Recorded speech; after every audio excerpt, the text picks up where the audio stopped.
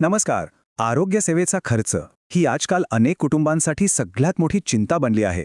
पण विचार करा, जर असे कार्ड असेल जे या चिंतेतून कायमची सुटका देऊ शकेल तर?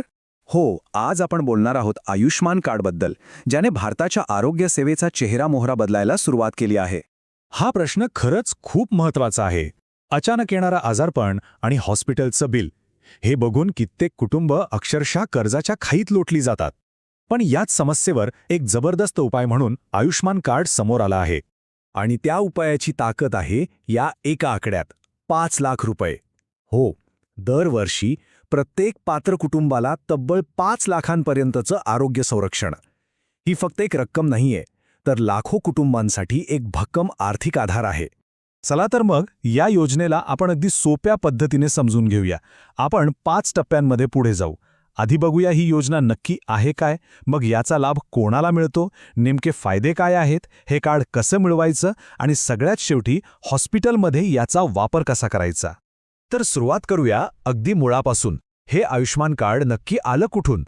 तर हे प्रधानमंत्री जन आरोग्य योजना, ज्याला आपण PMJAY असंही म्हणतो, त्या मोठ्या आरोग्य सुरक्षा कवचाचा एक महत्त्वाचा भाग आहे. आता एकदम सोप्या भाषेत सांगायचं झालं तर आयुष्मान कार्ड म्हणजे काय? समजा हे एक आरोग्याचं ATM कार्ड आहे. फक्त फरक एवढाच की इथे पैसे नाही तर थेट आरोग्य सेवा मिळते.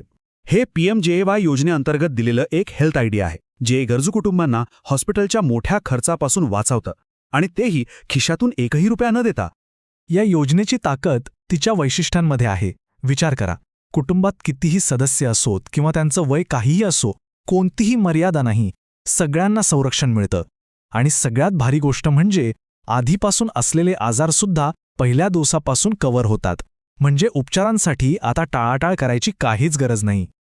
ठीक आहे, योजना खूपच चांगली आहे हे तर कळलं. पण आता मनात येणारा सगळ्यात महत्त्वाचा प्रश्न, या योजनेचा लाभ आपल्याला मिळू शकतो का? चला आता हेच बघूया की यासाठी नक्की कोण पात्र आहे. तर बघा, ही पात्रता ठरवण्यासाठी 2011च्या सामाजिक आर्थिक जनगणनेचा आधार घेतला आहे. मग ते शहरात रस्त्यावर काम करणारे मजूर असतील, बांधकाम कामगार असतील किंवा मग गावाकडे कच्च्या घरात राहणारी कुटुंब.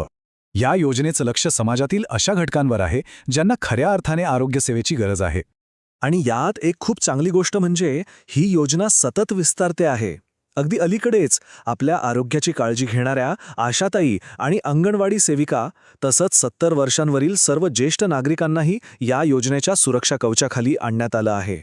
बरं, पात्रता तर समजली, पण आता येऊया सगळ्यात व्यावहारिक प्रश्नाकडे. या कार्डवर नक्की कोणत्या उपचारांचा खर्च मिळतो आणि कोणत्या नाही? चला हे एकदम स्पष्टपणे समजून घेऊ. याची व्याप्ती खरंच खूप मोठी आहे. तब्बल 1900 पेक्षा जास्त वैद्यकीय प्रक्रिया यात कव्हर होतात. आणि हे फक्त ऑपरेशनपुरतं मर्यादित नाही.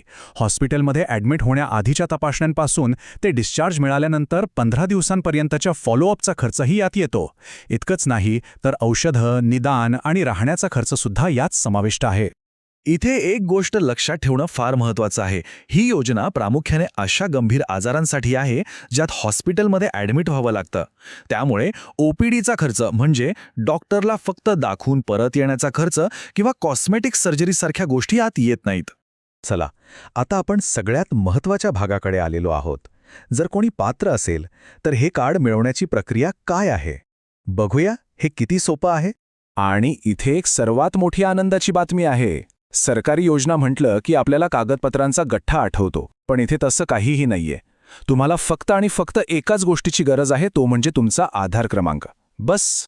सामान्य नागरिकांसाठी ही प्रक्रिया अगदी सोपी करून ठेवली आहे.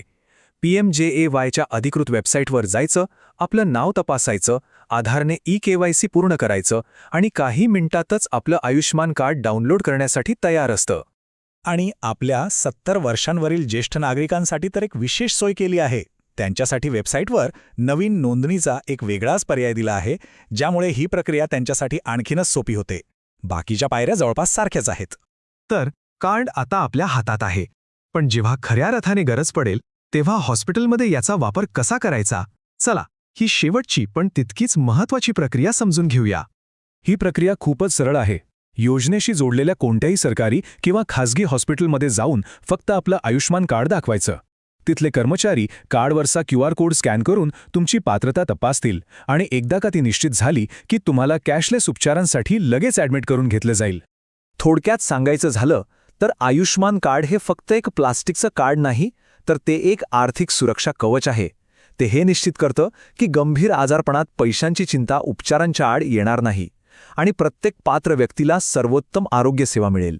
आणि जाता जाता एक विचार करण्यासारखा प्रश्न, भारताची ही जगातली सर्वात मोठी आरोग्य विमा योजना जशी जशी पुढे जाईल तसं ती संपूर्ण जगासाठी आरोग्य सेवेचं एक नवीन मॉडेल बनू शकेल का? यावर नक्की विचार करा. आजच्यासाठी इतकंच. धन्यवाद.